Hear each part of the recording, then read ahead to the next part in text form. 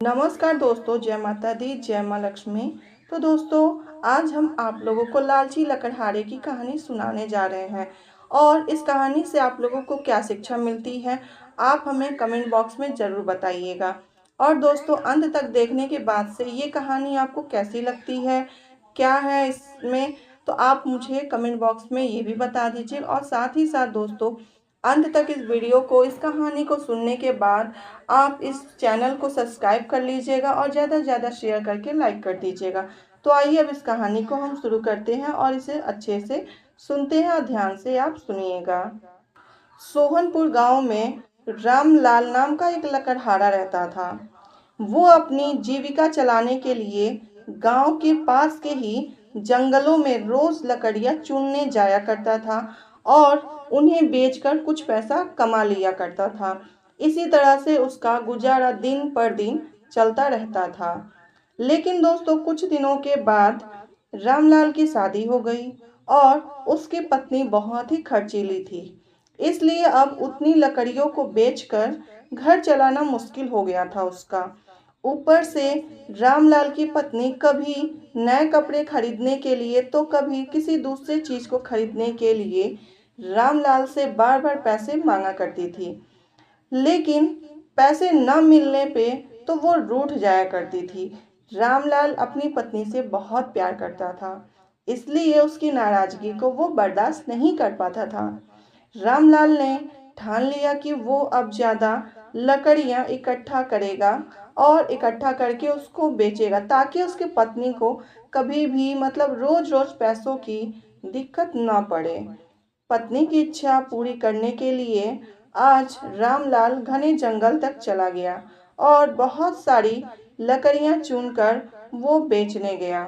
ज्यादा लकड़ियों के ज्यादा पैसे उसको मिले तो वो खुश होकर रामलाल ने सारे पैसे अपनी पत्नी को दे दिया आज। अब रोज रामलाल ऐसे ही करने लगा। देखते देखते उसके मन में लालच इतना बढ़ गया कि उसने धीरे धीरे पेड़ भी काटना शुरू कर दिया। पेड़ काटने से और ज्यादा लकड़ियां हो जाती थी और उसे अधिक दाम मिलने लगा। इसलिए वो दिन पर दिन वो जंगलों के लकड़ियां काटना शुरू कर दिया। लकड़हारा हर हफ्ते एक पेड़ काटता और लकड़ियां बेचकर मिलने से उसके पैसे से वो अपनी पत्नी के शौक को पूरा करता था। अब पैसे ज्यादा आ रहे थे तो घर भी अच्छे से चल रहा था उसका। धीरे धीरे रामलाल ने पैसों को जुए में लगाना शुरू कर दिया। जुआ खेलने की लत लग गई उसको। रामलाल एक मोटी रकम इसमें वो हार गया। अब इस रकम को चुकाने के लिए रामलाल ने रामलाल ने एक दो मोटे मोटे पेड़ काटना का फैसला कर लिया। ठीक है। जैसे ही रामलाल ने जंगल में जाकर अपनी कुल्हाड़ी को एक पेड़ एक बड़े से पेड़ पर चलाने की कोशिश की तो उस पर पेड़ की टहनी ने हमला कर दिया। रामलाल चौंक गया। फिर उसे पेड़ की एक टहनी ने लपेट लिया। रामलाल कुछ समय नहीं पाया, उसको कुछ समझ ही नहीं पाया कि ये सब क्या हो रहा है। तभी पेड़ से आवाज आई, मूर्ख, तुम अपने लालच के चक्कर में मुझे काट रहे हो। तू सारे पैसे जुए में लुटा देता है और फिर पैसे लुटाने के लौटाने के लिए पेड़ काटने आ जाते हो। तुझे पता है कि पेड़ कितना कीमती होता है। हमारे अंदर भी जान बसती है और तुम इंसानों को जीने के लिए हवा, धूप और छाया, साथ में भूख को शांत करने के लिए फल देते हैं, लेकिन तू अपने स्वार्थ के लिए हमें ही काट रहा है। पेड़ ने कहा, आज तो रुक, यह कुल्हाड़ी मैं अब तुम्हारे ऊपर चलाऊंगी। पेड़ की टहनी कुल्हाड़ी से रामलाल पर वार करने ही वाली थी कि वह गिड़गिड़ाने लगा और गिड़गिड़ाने के बाद उससे माफी मांगने लगा और कहा, मुझसे गलती हो गई है, लेकिन मुझे सुधरने का एक मौका तो दो।